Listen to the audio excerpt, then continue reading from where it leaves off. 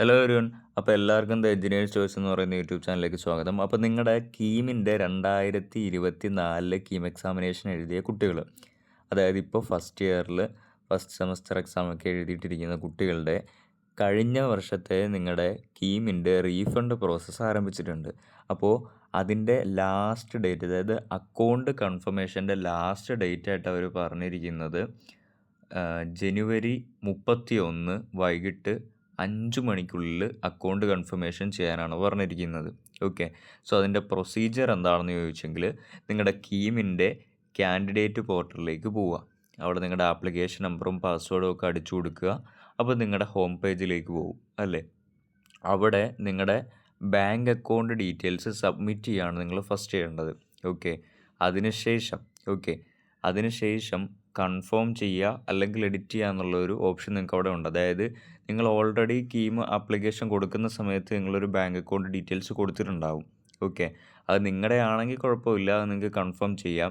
വേറെ ആരുടെയിലും ആണ്, ഇപ്പം നിങ്ങൾ എന്താ പറയുക, ആ സമയത്ത് നിങ്ങൾക്ക് ബാങ്ക് അക്കൗണ്ട് ഇല്ലാത്തതുകൊണ്ട് നിങ്ങൾ അക്ഷയ വഴിയാണ് ചെയ്തത്. അപ്പോൾ അക്ഷയയിലെ ആൾക്കാരുടെ ബാങ്ക് അക്കൗണ്ട് ഡീറ്റെയിൽസാണ് നിങ്ങൾ കൊടുത്തത് എങ്കിൽ അവരുടെ അക്കൗണ്ടിലേക്കേ റീഫണ്ട് വരത്തുള്ളൂ.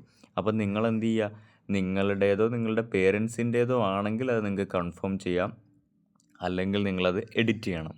എഡിറ്റ് ചെയ്യുമ്പോഴത്തേക്കും നിങ്ങൾ രജിസ്റ്റർ ചെയ്ത് നിങ്ങളുടെ മൊബൈൽ നമ്പറിലേക്ക് ഒരു OTP വരും. അതിനുശേഷം അത് സേവ് ചെയ്യുക, എഡിറ്റ് ചെയ്തതിന് ശേഷം സേവ് ചെയ്യുക, പിന്നെ അതിൻ്റെ ഒരു പ്രിൻ്റ് ഔട്ട് എടുത്ത് വയ്ക്കുക എന്നുള്ളതാണ് ഏറ്റവും പ്രധാനപ്പെട്ട കാര്യം. ഓക്കെ, അപ്പോൾ കാര്യം മനസ്സിലായല്ലോ.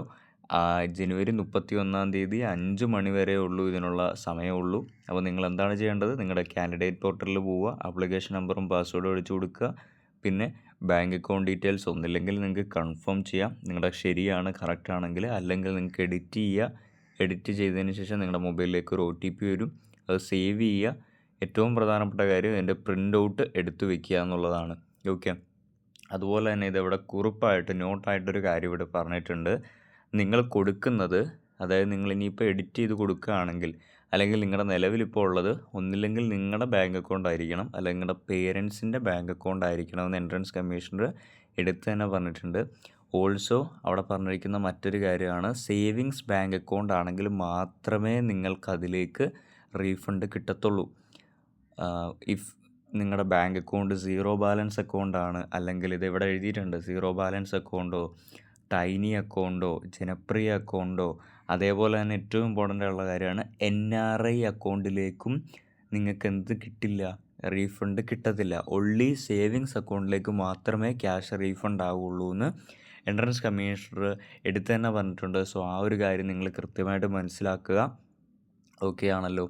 സോ ജനുവരി 31 വൈകിട്ട് 5 മണി വരെയാണ് ഇതിൻ്റെ ടൈം ഉള്ളത്. അപ്പോൾ മനസ്സിലാക്കുക, നിങ്ങളുടെ അക്കൗണ്ട് അല്ലെങ്കിൽ നിങ്ങളുടെ പേരൻസിൻ്റെ അക്കൗണ്ട് സീറോ ബാലൻസ് അക്കൗണ്ട് ആവരുത്, ടൈനി അക്കൗണ്ട് ആവരുത്, ബേസിക് അക്കൗണ്ട് ആവരുത്, NRI അക്കൗണ്ട് ആവരുത്.